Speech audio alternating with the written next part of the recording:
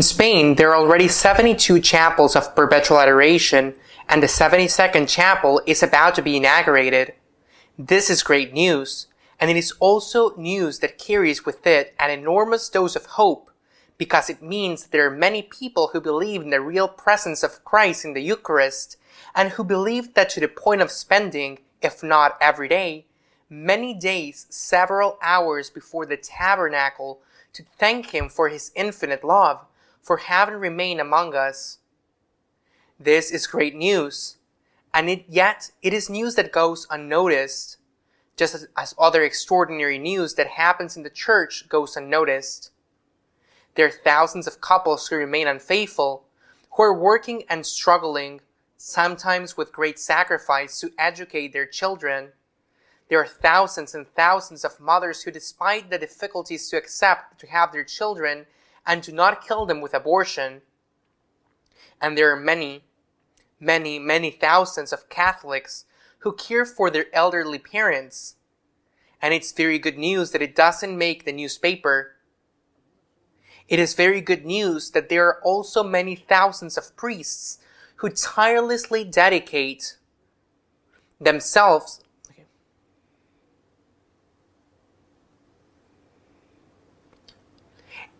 It is very good news that there are also many thousands of priests who tirelessly dedicate themselves to the service of their parishioners, transmitting the righteous doctrine of the eternal Church. They do not appear in the news either. They say that a tree that falls in the forest makes more noise than 1,000 trees that are continuously growing 1 or 2 centimeters every day. But that is the dynamic of the news. Whether we like it or not, that is the dynamic of the news. News will always be the extraordinary, and to a certain extent, we should be thankful that the news is that someone has done something bad, because it would be terrible, and it would be much worse if the news that they would have found in a remote place a marriage that has not yet divorced, and they have found in a place that nobody expected that there was a mother who has decided to have her child and not kill him with an abortion.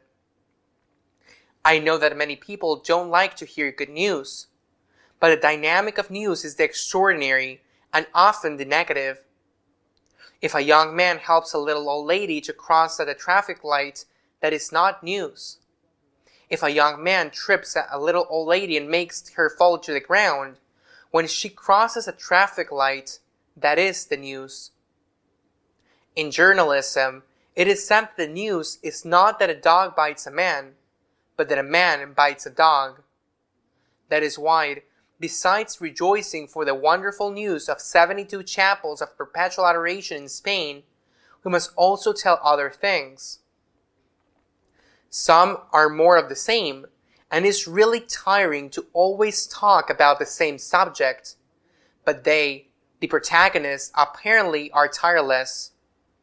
The president of the German episcopate, Monsignor Batzing, who a few days ago made some really unfounded and insulting accusations against Pope Benedict XVI. Well, now he has said that the Vatican should allow seminarians who practice homosexuality, who are active homosexuals, should allow them to reach the priesthood, and should allow priests who are actively homosexuals, should allow them to have their partners publicly and to do it in plain sight. I mean in plain sight in the sense that everybody knows what they do now in secret. This is from Monsignor Batzing, the president of the German bishops. More of the same. And then they say that the conservatives who are concerned about the Sixth Commandment, that's what they say when they are continually on the subject. Together with him, the Archbishop of Munich, Cardinal Marx, who has said that if a homosexual couple asks for his blessing, he will of course give it. The counter-reply was given by the uncomfortable neighbors, uncomfortable for them, neighbors to the east, namely the Polish. The president of the Polish Bishops' Conference made a statement lamenting on the painful situation and the deep crisis in which the Church in Germany finds itself, but also criticizing the instrumental labores of the Synod, saying that it is ideologized and the Synod runs the risk of becoming an instrument of division in the Church. However, the most outstanding news of this week, also in terms of news that is something extraordinary, was the resignation of Cardinal Ladaria, who until recently was president of the Dicastery of the Faith, who is a Jesuit, from participating in the Synod. Ladaria had been appointed by Pope Francis as a member of the Synod. It was a pontifical nomination. To resign from such an assignment is not just anything, and is in fact something extraordinary. There have been no explanations, and so, inevitably, speculations and rumor have been unleashed. What could have happened? What was the cause? Some believe that it's due to an event that happened very few hours before this resignation became known. It has to do with the case of another Jesuit, now an ex-Jesuit, a famous artist, the author of some highly valued mosaics, which, for example, today decorate the facade of the church below Our Lady of Lourdes, in Lourdes, or the tomb, the sepulchre of Padre Pio. I'm referring to Rupnik. Rupnik was accused by a large group of women, and at the time already former nuns, but when the events occurred, they were nuns. He was accused of sexual abuse. He was also accused of having given absolution to one of his own victims who had pangs of conscience for having sex with him. This case was taken to the Congregation of the Doctrine of the Faith, which decreed, when according to the doctrine of the faith, according to the dossier they have, decreed that this accusation was credible, decreed the immediate excommunication, because this is a crime punishable by excommunication ipso facto lege sentiae, automatic. Rupnik excommunicated by the doctrine of the faith. Rupnik, a Jesuit at the time, excommunicated by the doctrine of the faith, presided over by a Jesuit, Cardinal Ladaria. Just a month later, the excommunication of Rupnik was lifted. It was never said who ordered lifting of the excommunication. Someone, of course. Maybe it was Ladaria himself or someone above him. Later, the Jesuits took over the investigation as far as they were concerned because Rupnik was a Jesuit, gave credit to the victims, as Doctrine of the Faith hath done, and decided to expel Rupnik from the Jesuit congregation, and severed all relations with the so-called Athletic Center where the mosaics were made, and the community resides to which some of the allegedly abused nuns had belonged. And I say allegedly, since they could never be brought to civil trial because they were adults when the events took place, and the crime, if there had been one, the crime was time-barred. In any case, the Jesuits analyzed the testimonies of the victims and decided to expel Rupnik from the society. Today, he is already a former Jesuit, although he is still a priest, and to sever all relationship with the Athletic Center. But the Athletic Center is in the Diocese of Rome. The Diocese of Rome, whose head is Pope Francis. A Jesuit decided to undertake on its own canonical investigation, the result of which has just been announced, and the result is that the religious community of the Athletic Center is wonderful, is an example of sanctification and union with God, and that the accusations against Rupnik, which motivated the excommunications, were made in trial, in literal words, full of irregularities, and therefore it was an excommunication that was not justified.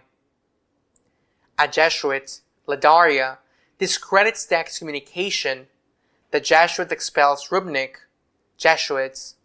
Then the Diocese of Rome, headed by the Pope, a Jesuit, decided to somehow rehabilitate Rupnik, saying that the excommunication was done in an irregular way. And a few hours later, Ladaria said that he would not participate in the Synod. In the Synod, in which also a woman who had been the great defender of Rupnik is going to participate, also appointed by the Pope on purpose to participate, and whom the Pope received a few days ago, and he received her in one of the chapels decorated by Rupnik in the Vatican. Is there cause and effect? It is a probable thing, but since it cannot be said why Ladaria does not participate in the synod, then, as I say, speculation is unleashed. Has he been upset by this rehabilitation, which is an accusation against the doctrine of the faith, presided over by a Jesuit against the congregation of the Jesuits to exonerate a former Jesuit? This is not the only case. Very recently, Father Spadaro, director of the Jesuit magazine Civiltà Cattolica, was dismissed from his position by the Jesuit congregation. A few days earlier, Father Spadaro had written an article in an Italian newspaper that was considered by many to be blasphemous and heretical. Is there cause and effect? We do not know, but very soon after its place, the Jesuit appoint another Jesuit. The magazine is Jesuit. They appoint another Jesuit who has left the Civiltà Cattolica because of his confrontation with Spadaro. Well, after Spadaro resigned, or was dismissed, the Pope appointed him and the Undersecretary of the Dicastery for the Catholic Culture and Education, the fourth position in grade in that dicastery. The Jesuit dismissed Spadaro. The cause we don't know, but he had made this article, I repeat, that many consider blasphemous against Christ. The Jesuit dismissed Spadaro, and the Pope, a Jesuit, appoints him to the position in the Vatican. Is there a divorce between the Jesuits and Pope Francis? We do not know.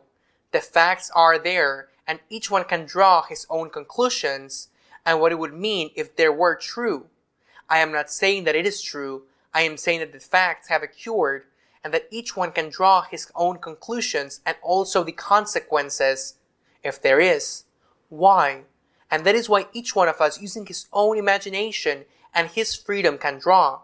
I am simply stating the facts. I prefer to stay with the wonderful news of the 72 chapels of perpetual adoration in Spain. We must not forget that good exists and that it is huge, because if we lose sight of it, if we put on dark glasses, evil also exists. And we must be aware of it, and we must fight against it.